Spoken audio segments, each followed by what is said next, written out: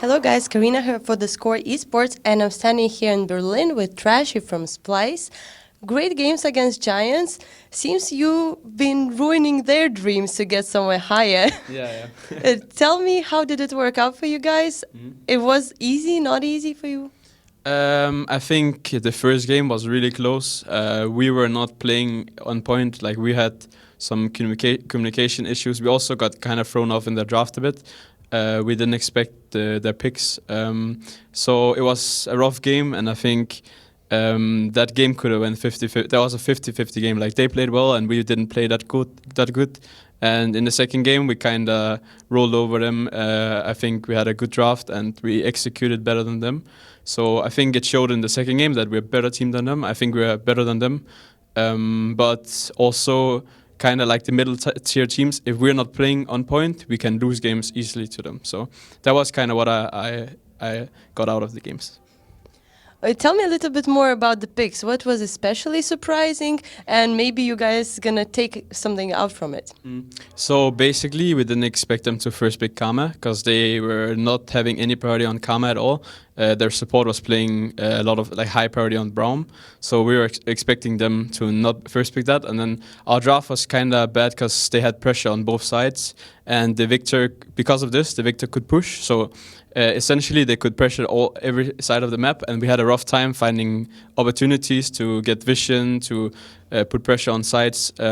So it was a really slow game for us. We had to stall it and find openings to get pressure, and that was why we were struggling a lot to find openings in the game. Who is the voice in the team who says, like, guys, come down, let's just stall, let's just wait? Because sometimes guys get impatient and they actually want to perform, to break some action. Yeah, so I actually think it's situational for us. Sometimes it's me, sometimes it's Wanda, sometimes it's Senkooks. It's between us that is kind of like the leaders of the team. It comes down to the day. Usually when I'm on point, that's when I'm the most calm in game.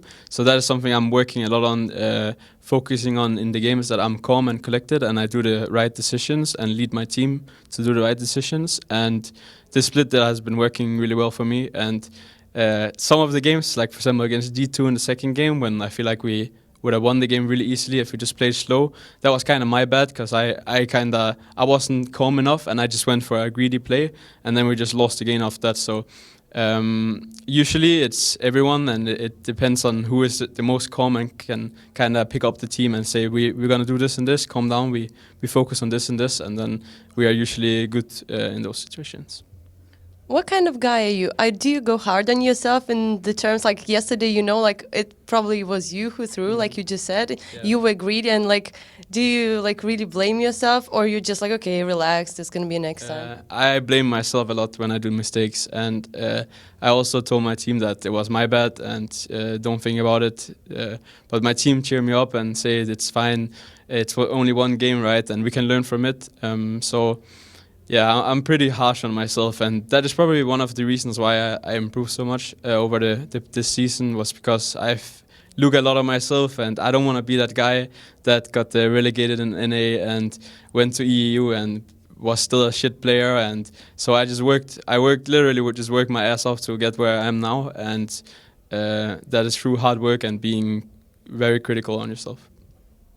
Do you have any plans on changing your nickname then? No, I've actually in the past I actually really wanted to change it because it was kind of cringy in a way. Some people didn't like it, but then again, some people also like it and think it's kind of funny in a way. So at this time, I'm probably not gonna change it. But yeah, I can see why some people might think I should change it. But for now, it's who I am, and that is what people know me for, and so I'm fine with it. Even though there's a lot of fun memes on Twitter and Twitch, the Twitch chat about me being trash, but that's just the fun part of it, I think. Well, that's great that you can laugh yourself at it. One thing you said in the previous interview, you said that you guys should be top 3, and right now you very close even to the top 2, because the difference in points is minimal. What do you think you can achieve in those next 2 weeks, and how it's going to look like? Because for me, it looks it's going to be pretty much bloodbath and everyone trying to tear each other apart. Yeah. So next week will be very important for us. We face Fnatic and we face H2K, and those 2 games will probably determine if we can fight for the 2nd spot or if we are just looking to stay at like 3rd or 4th. But I think we have the potential to upset Fnatic and take the 2nd spot. I think we are doing really well right now. I know G2 is rating us very highly because we practice against them all the time, and so that's why I think we are. Even though some people say that we are a part of the middle tier teams, I think we are better than most of those teams when we play on point, and so I rate ourselves in the top 3 right now, and it only comes down to who's better on the day, and we will see that next week against Fnatic.